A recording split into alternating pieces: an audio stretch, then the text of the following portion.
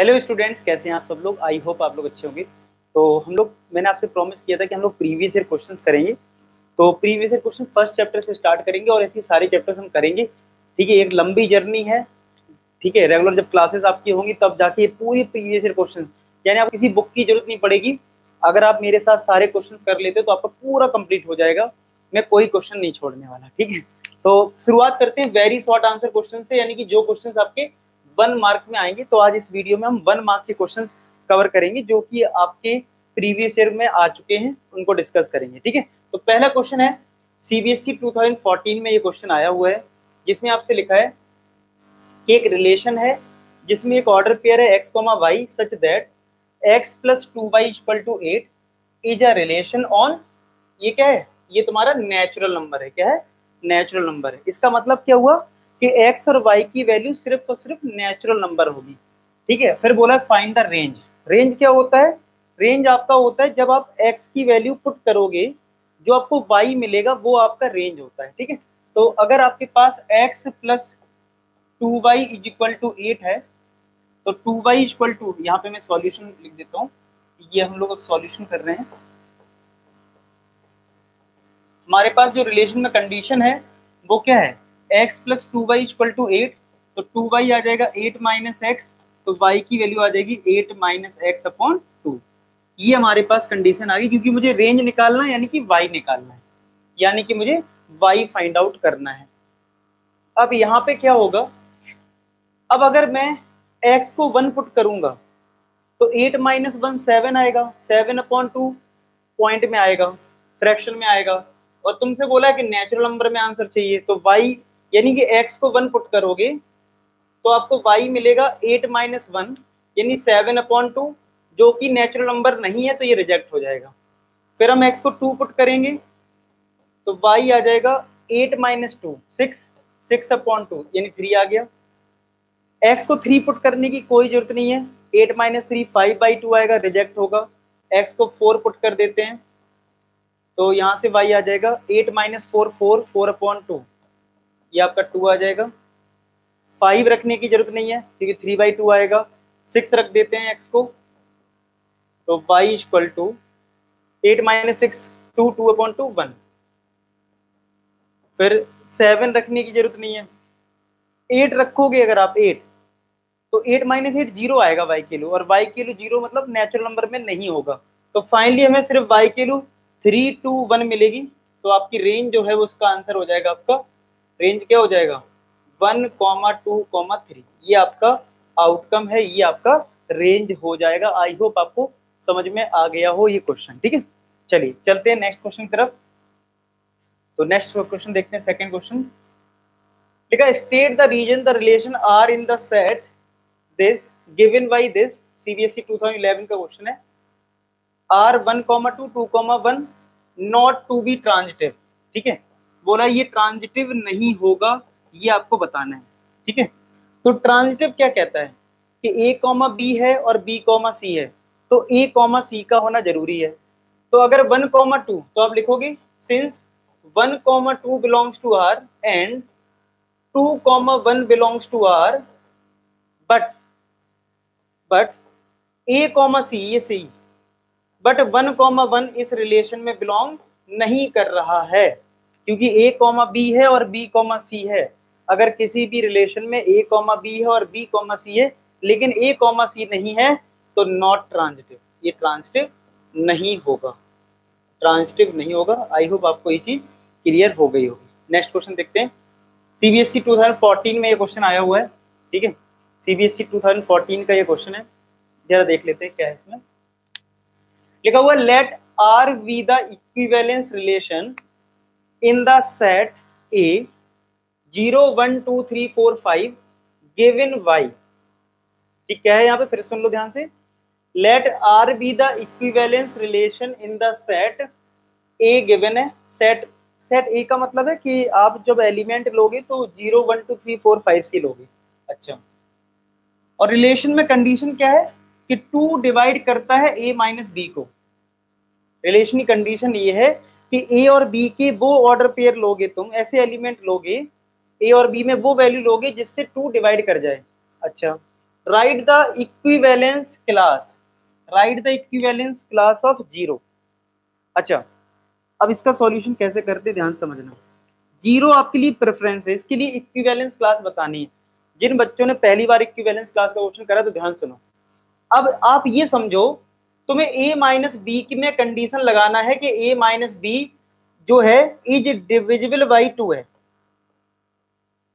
तो अब आप ये मान के चलो कि तुम्हें a दे दिया गया है, ये तुम्हारे लिए a हो गया है। अब तुम्हें डिसाइड करना है कि b की तुम क्या क्या वैल्यू ले सकते हो। a डिसाइड हो गया, जीरो है, मतलब तुम्हें बताना है इक्विवेलेंस क्लास ऑफ जीरो, यानी कि जीरो डिसाइड हो चुका है a। अब तुम ये देखना है कि a के साथ, इस a के साथ b को तुम क्या क्या ले सकते हो जिससे कि a माइनस बी जो है वो 2 से डिविजिबल हो जाए। क्वेश्चन समझ में आया? फिर से सुनो, क्वेश्चन में बोला है कि ऐसी कंडीशन है कि जिसमें बोला गया है कि a माइनस बी जो है वो 2 से डिविजिबल है, a माइनस बी जो है वो 2 से डिविजिबल है। तो a तो सेट हो गया, जीरो है, क्योंकि जीरो की इक्विवेलेंस क्लास बतानी है। तो तुम्हें b डिसाइड ऐसा करना है जिससे कि a माइनस बी 2 से डिविजिबल रहे, ठीक है। अब तुम b की वैल्यू कहां से लोगे? जो कि तुम्हारा सेट होगा। तो अगर मैं b को जीरो लेता हूं तो a जीरो b जीरो, तो जीरो माइनस जीरो 2 से डिविजिबल होगा। तो ठीक है, b को हमने जीरो ले लिया, इक्विवेलेंस क्लास एक हमारी ये आ गई। अगर मैं 1 लूंगा, अगर मैंने 1 लिया तो जीरो माइनस 1, अब 1 तो 2 से डिविजिबल नहीं है, तो 1 को इसका मतलब नहीं लेना है, ठीक है। अब आ जाओ नेक्स्ट 2 पे आ जाओ, तो जीरो a हो गया, b तुम्हारा 2 हो गया, तो जीरो माइनस 2, तो माइनस 2 2 से डिविजिबल होगा, तो ये हो गया और ये हो गया। अगर मैंने 3 लिया तो जीरो माइनस 3 लोगे, तो जीरो माइनस 3 2 से डिविजिबल नहीं है, तो 3 को नहीं लेना है। 4 ले लेंगे क्योंकि जीरो माइनस फोर होगा जो कि 2 से डिविजिबल होगा। सिमिलर 5 लेने का कोई फायदा नहीं है। तो इसका मतलब इक्विवेलेंस क्लास जो तुमसे पूछा गया था उसका आंसर क्या है? 0 2 4। तो आंसर इसका आ गया 0, 2, 4। यानी कि इक्विवेलेंस क्लास में तुम्हें बी के बारे में सोचना होता है, ए तुम्हारा डिसाइड हो जाता है और फिर ए बी में जो कंडीशन दी होती है उसको देखना होता है किसमें कंडीशन ट्रू हो रही है, उसके अकॉर्डिंग बी की वैल्यू निकालनी है, वो तुम्हारा आंसर आ जाएगा, वो तुम्हारा आंसर आ जाएगा। आई होप ये चीज क्लियर आपको हो गई होगी, ठीक है। अब आ जाते हैं नेक्स्ट पे। नेक्स्ट में लिखा let R be the relation a comma A cube, A is the prime number.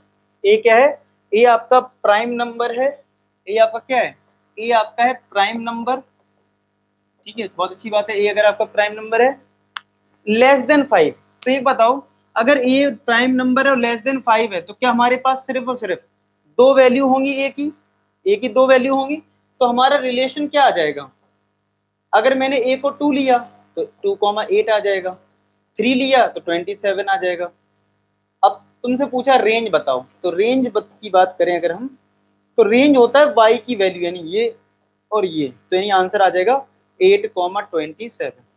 ये तुम्हारा हो जाएगा रेंज, ठीक है। तो ये CBSE 2014 का क्वेश्चन है। आई होप आपको ये चीज क्लियर चल रही होगी, ठीक है। चलते हैं नेक्स्ट क्वेश्चन की तरफ।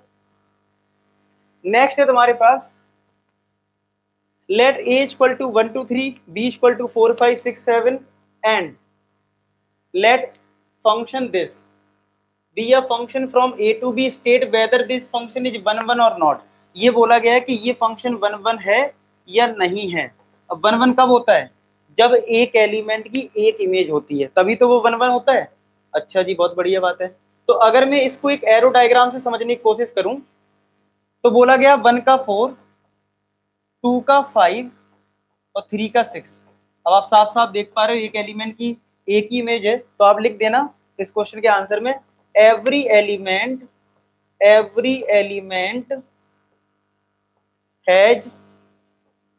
Has its unique image,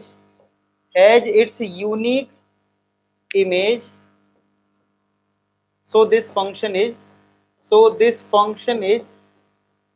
1 1 function, ठीक है। So this function is 1 1। तो आप ये लिख दोगे तो आपको नंबर मिल जाएंगे। आई होप आपको ये चीज क्लियर हो गई, एक नंबर का क्वेश्चन है, ठीक है। चलिए नेक्स्ट देखते हैं। CBSE 2010 का क्वेश्चन है। बोला what is the range of this function, इसकी रेंज क्या होगी? रेंज मतलब आउटकम, ठीक है। अच्छा, यहाँ पे मॉड आ गया, तो मैं जो इस क्वेश्चन में दे रखा है अगर हम इसकी सॉल्यूशन की बात करें तो आपको एफ एक्स यहाँ पे गिवन है क्या, mod x minus one upon x minus one, ये गिवन है। ठीक है, अब मॉड जो होता है वो दो पार्ट में ब्रेक होता है। कैसे दो पार्ट में ब्रेक होता है, ब्रेक कैसे होता है, एक्स माइनस वन का जो मॉड है वो दो पार्ट में ऐसे ब्रेक होगा। एक बार पॉजिटिव से ब्रेक हो जाएगा जब हम ये बोलेंगे कि एक्स माइनस वन की वैल्यू जीरो से बड़ी है, और अगर एक्स माइनस वन की वैल्यू जीरो से छोटी है तो ये माइनस से ब्रेक होगा। किससे ब्रेक होगा, माइनस से, यानी minus times of x minus one से। तो ये दो पार्ट में ब्रेक होगा, इस मॉड की ये प्रॉपर्टी रहती है। ठीक है, तो अगर मैंने इस फंक्शन में इस केस को अप्लाई करने की कोशिश करी तो मैंने केस वन लिखा, जब मेरे पास x माइनस वन जो है वो जीरो से बड़ा है, तो मैंने देखा फंक्शन की वैल्यू देखते हैं क्या आती है।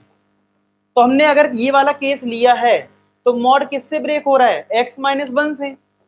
ऊपर x माइनस वन से ब्रेक हो गया, नीचे भी x माइनस वन है, तो कैंसिल होकर कितना आया, आउटकम सिर्फ और सिर्फ वन आया।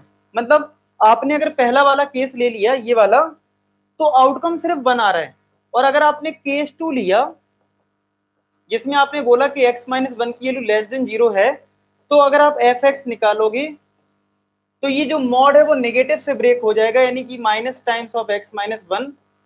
तो ये कैंसिल होके कितना आ जाएगा, माइनस वन।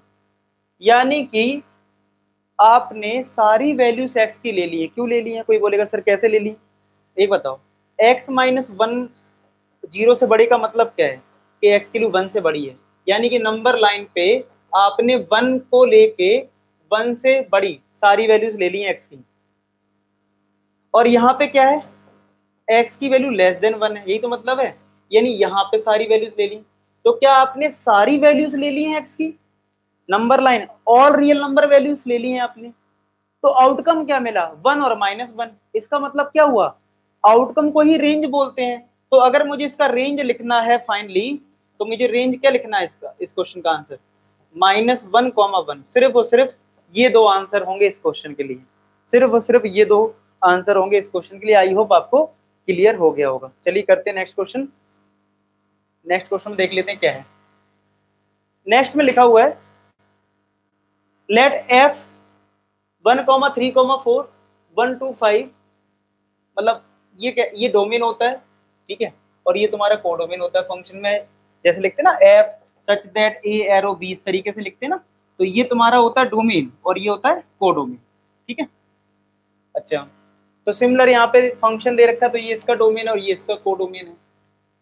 फिर एफ दे रखा है one comma two three comma five four comma one, और एक जी फंक्शन ये दे रखा है, बोला है गॉफ बताओ। क्या बोला गया है, गॉफ बताओ। थोड़ा छोटा साइज कर लेते हैं। सीबीएसई 2014 का ये क्वेश्चन है। ठीक है, देख लेते हैं क्या है। तो पहले मैं एफ और जी को लिख लेता हूँ। एफ मेरे पास है कितना, one comma two three comma five four comma one. ठीक है, और मुझे जी गिवन है, जी मेरे पास है one comma three two comma three और फाइव कॉमा वन। ये मेरे पास जी है, ये मेरे पास जी है, और ये मेरे पास एफ है। ठीक है, मुझे निकालना है गॉफ। गॉफ का मतलब होता है जी ऑफ एफ एक्स। अब ये जी ऑफ एफ एक्स कैसे आएगा, एफ एक्स, एक्स की वैल्यू तुम क्या क्या पुट कर सकते हो। अब कुछ बच्चे को डाउट आएगा सर मैं एक्स को ऐसे क्या क्या पुट करूं, यहाँ तो बहुत कुछ दिख रहा है, यहाँ तो बहुत कुछ दिख रहा है। अब याद रखो एफ वाले फंक्शन का एक्स, एक्स मतलब एफ वाले का डोमेन, एफ एक्स मतलब क्या हुआ, एफ एक्स का मतलब है एक्स का मतलब एफ का डोमेन, एफ वाला जो फंक्शन है उसका डोमेन। तो एफ वाले फंक्शन का डोमेन क्या है, वन थ्री और फोर। इसका मतलब तुम सिर्फ और सिर्फ निकाल पाओगे क्या, जी ऑफ एफ वन, क्योंकि x की वैल्यू यहाँ पे वन है, थ्री और फोर है। एक निकाल पाओगे जी एफ ऑफ थ्री और एक निकालोगे आप जी एफ ऑफ फोर। तो आपको कंफ्यूज नहीं होना कि कितनी वैल्यूज निकालनी है, सिर्फ और सिर्फ तीन वैल्यूज निकालनी है। यानी कि गॉफ निकालना है तो एफ वाले फंक्शन में जितना डोमेन होगा उतने ही आंसर निकलेंगे। तो एफ का डोमेन है वन थ्री और ये फोर, ये डोमेन होता है। पहला एलिमेंट डोमेन होता है, यानी एक्स की वैल्यू होती है, और ये रेंज होता है। ठीक है, आउटकम। चलो अब देखो जी, f1 की वैल्यू कितनी है, f1 की वैल्यू कितनी है, 2 है। ये कॉमा के बाद क्या होता है, अगर ये ऐसा लिखा होता है इसका मतलब क्या होता है कि f1 की वैल्यू कितनी है, 2। ऐसे ही इधर 3,5 का मतलब है f3 5 के इक्वल है, आप समझ गए होंगे कैसे, ठीक है। तो f1 की जो वैल्यू है वो कितनी है, f1 की वैल्यू 2 है। अब ये G2 आ गया, अब G पे चले जाओ, G वाले पे, तो G2 2 पे आउटकम कितना है, 3, तो ये आ गया 3। अच्छा जी, यानी फाइनली गॉफ की वैल्यू 1 मिली है तुम्हें, 3। अच्छा इधर आ जाओ, जी F3 कितना है, F3 F वाले फंक्शन में F3 कितना है, 5, तो ये G5 आ गया। और G वाले फंक्शन में G5 कितना है, 1 है, तो ये 1 आ गया। फिर आया जी F4 1 है और G1 कितना है, 3। तो ये तुम्हारी गॉफ के ये आंसर आए हैं। तो फाइनली गॉफ जब आप लिखेंगे अपने आंसर में, तो एक तो आपको क्या मिला, आपने जब 1 पुट करा तो 3 मिला, तो 1,3 एक ऑर्डर पेयर, एक 3 पुट करा तो 1 मिल गया, और एक 4 पुट करा तो आपको 3 मिल गया। तो गॉफ को इस तरीके से आपको डिफाइन कर देना, क्योंकि ये भी एक फंक्शन है, इसको कंपोजिट फंक्शन बोलते हैं। क्या बोलते हैं, कंपोजिट फंक्शन। आया समझ में। तो यानी कि डोमेन तुम्हें एफ वाले का लेना होता है और वैल्यू इसी से सब्स्टिट्यूट करनी होती है, ठीक है। फिर से देख लेना वीडियो अगर कहीं दिक्कत आई हो तो। सीबीएसई 2012 में ये क्वेश्चन आया हुआ है। अब देखो इसमें 1 नंबर का क्वेश्चन पूछा है।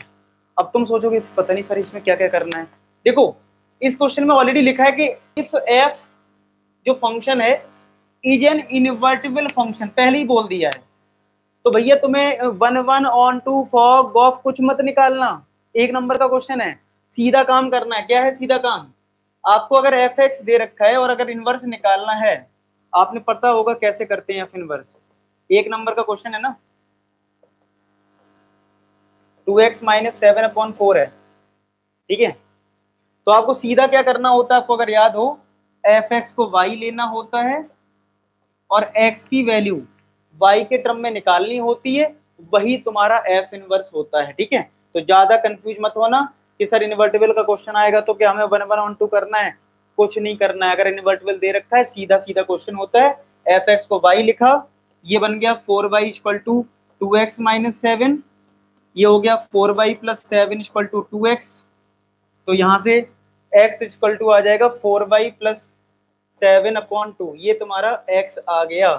और इस x को ही हम फंक्शन ऑफ y बोलते हैं, यानी कि gy बोलते हैं, ठीक है। और इसी gy को हम लोग f इनवर्स y लिख देते हैं, ठीक है। लेकिन अब आपसे बस यही इनवर्स आ गया। अब कुछ लोग कहेंगे सर हमें तो f इनवर्स x निकालना था, तो कोई बात नहीं है, y को x से रिप्लेस कर दो। फंक्शन में हम किसी को भी रिप्लेस कर सकते हैं, किसी से कोई दिक्कत नहीं है। ये तुम्हारा आंसर आ गया। आई बात समझ में। तो इस तरीके से इजीली आप इनवर्स फाइंड आउट कर लेना इन्वर्टिबल वाले क्वेश्चन का, ठीक है। एफ एक्स आपको गिवन है, एफ ऑफ एफ एक्स निकालना है। तो एफ ऑफ एफ एक्स का मतलब क्या है, एफ ऑफ एफ एक्स है इसका मतलब, ठीक है। अच्छा जी, अब देखो यहां पे समझना, एफ एक्स आपको ये दे रखा है, लेकिन यहाँ पे तुम्हारा जो एक्स है ना, ये वाला एक्स रिप्लेस हो रहा है एफ एक्स से। इसका मतलब जो RHS है 3 माइनस इस x की जगह लिख दोगे तुम क्या, एफ एक्स लिख दोगे, और इसकी पावर 3 है और इस होल की पावर 1/3। चेक करो इसमें सब कुछ सेम, सब कुछ सेम। फिर से देखो यहाँ पे एफ एक्स है, x है यहाँ पे भी x है। अब यहाँ पे क्या हो गया, एफ एक्स हो गया, क्या हो गया, एफ एक्स हो गया है, ठीक है। ये x है, यहाँ पे x है। तो अगर एफ एक्स आ गया तो आपको इस x को रिप्लेस करना है एफ एक्स से, बाकी सब एज इट इज, ठीक है। अब इसको सिंप्लीफाई कर लो बस, 3 माइनस एफ एक्स की वैल्यू ये पुट कर दो पूरी, तो ब्रैकेट प्रॉपर लगाना,